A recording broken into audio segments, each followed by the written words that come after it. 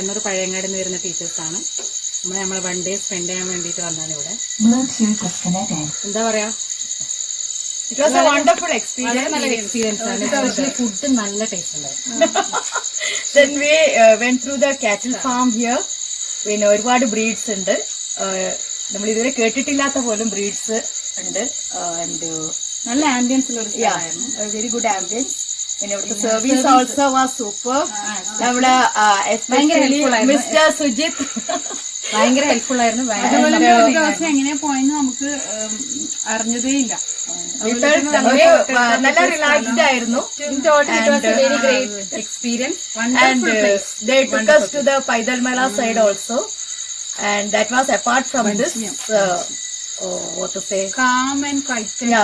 apart from this a package aanu adu. Pinenda then we went through the rope bridge പോയി, പിന്നെ water ponds പോയി, campfire. The campfire, that was the main highlight of this, and a wonderful experience.